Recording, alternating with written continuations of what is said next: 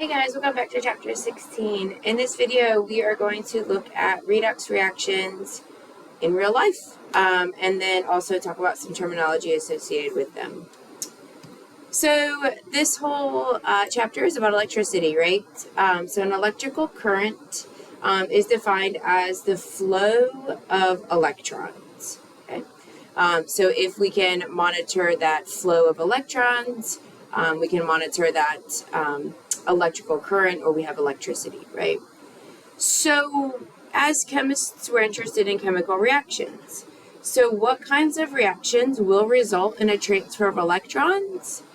Well, we just looked at that in the last video. That's a redox reaction, a redox equation. So here we have a chemical reaction. So this chemical reaction is depicted here in these two pictures. So assigning oxidation numbers, we can watch this flow of electrons. I picked a really, really easy oxidation reduction reaction. So assigning oxidation numbers for this one's really easy. Zinc is a standalone free element, so its oxidation number is 0. Copper is a monoatomic ion, so its oxidation mirrors its charge. On the product side, zinc is now a charged ion, so oxidation mirrors his charge, and copper is now a standalone element. Oxidation is 0.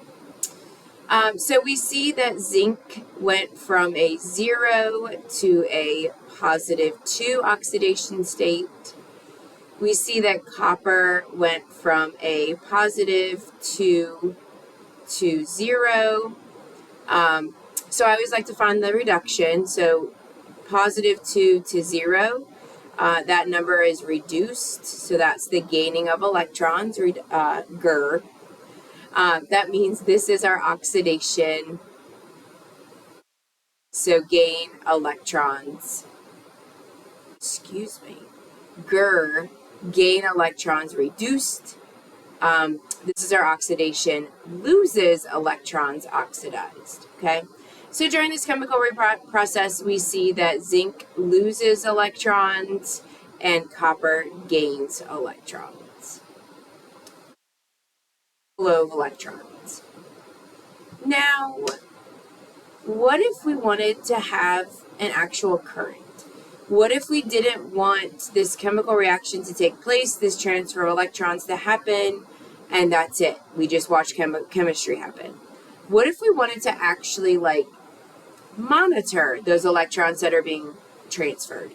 And what if we actually wanted to quantify them, or we wanted to use them to do something, like light a light bulb, right? How would that happen? What would that look like? So let me propose this idea. Let's say we take the same chemical reaction, we just separate it. We separate it into two different beakers, and we connect those beakers with a wire. So in beaker number 1, instead of putting, oh, that's a forward beaker. Now you know why I use pictures on PowerPoint.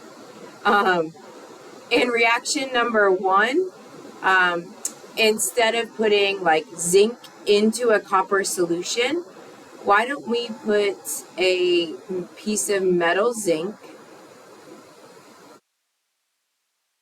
and why don't we put that into a solution of zinc nitrate?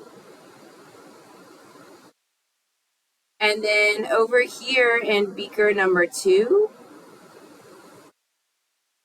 let's put a piece of copper metal into a solution of copper nitrate. Now we've got the same chemical reaction. We've got zinc solid, zinc aqueous. We've got copper aqueous, copper solid, copper aqueous, copper solid. Now I'm going to connect these two with a wire.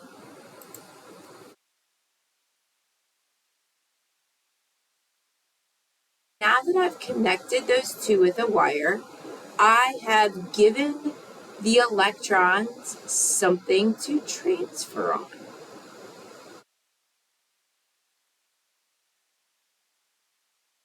Or zinc was our Leo. He lost electrons. Copper was our Ger. He gained electrons. So zinc is losing electrons. Copper is gaining electrons. This little apparatus that I just drew is called a voltaic cell. So a voltaic cell is just separating a redox reaction and monitoring that transfer of electrons.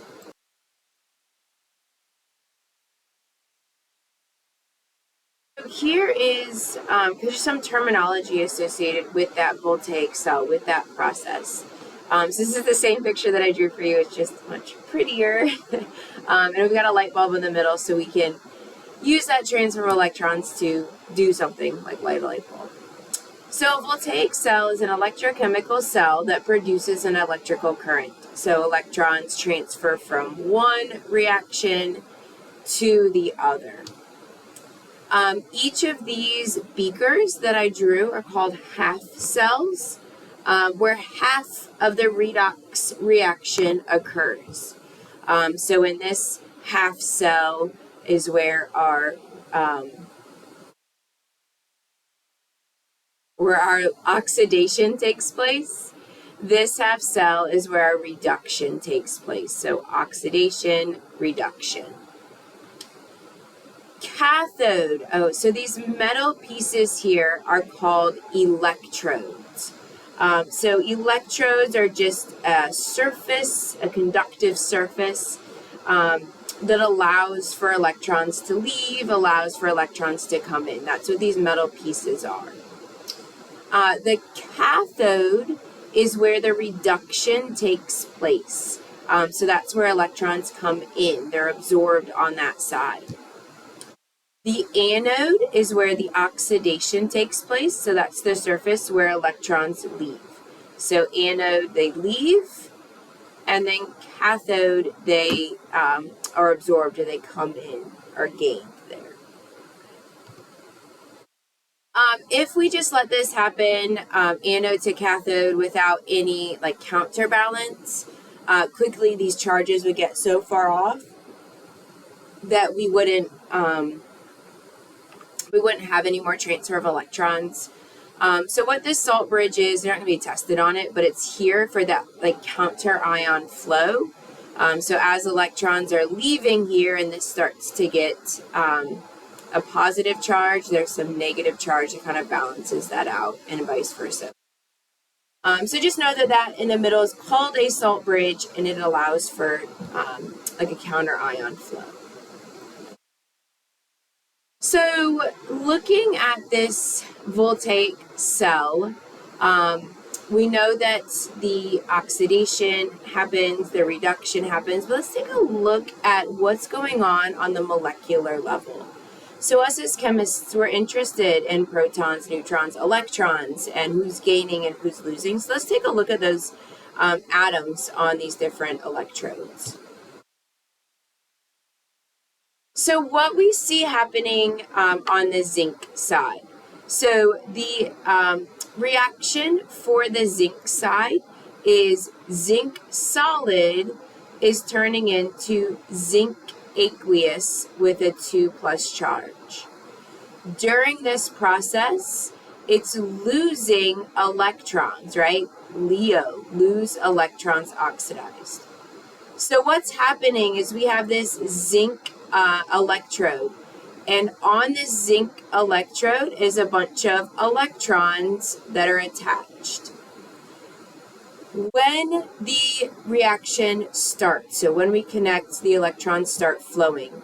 These electrons are going to jump off of this piece of metal and start moving through this wire. So that's exactly what we see here. Electrons are leaving.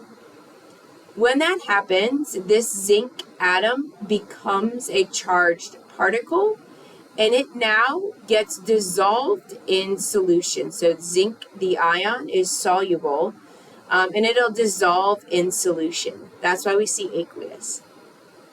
So essentially what's happening is the electrons are popping off of this atom. the atom is now a charged particle and it's dissolving in solution. So over time, what we would see is this zinc electrode would get smaller and smaller and smaller. So if this were the zinc electrode to start, these atoms would start dissolving in solution, and that electrode will start to get smaller.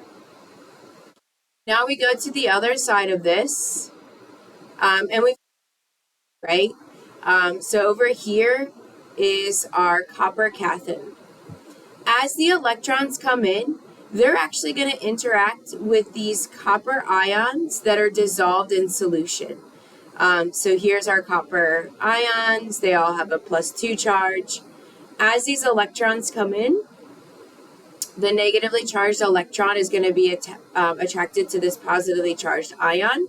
It's going to absorb those 2 electrons, and neutral copper then would be this solid electrode we see here. So what we're going to see over time for the copper is that electrode is actually going to get bigger and bigger. We're going to continue to add atoms onto that electrode as electrons come in, and the copper comes crashing out of solution. So that's what's going on that molecular level. Things that I like to look at here is just getting some kind of terminology out of the way, right? So a lot of new terminology at you. I've thrown a lot of terms and electrodes and anodes and oxidation, reduction. So let's kind of simplify this thought a little bit. When we're looking at a voltaic cell, things always happen to transfer in alphabetical order. So electrons are always going to transfer from anode to cathode. So that's alphabetical, A to C. This idea of oxidation reduction is also alphabetical. So the oxidation will always occur on the anode. The reduction will always be on the cathode. So while we're going anode to cathode, A to C, we're also going oxidation to reduction, O to R. That is also alphabetical. So there's just some little tips and tricks to help you as you're getting used to these half cells, getting used to the terminology, where do things flow. And always remember that electrons are negatively charged. So they're going to flow from negative to positive. They're going to be attracted to that positively charged cathode. I hope you guys found this helpful.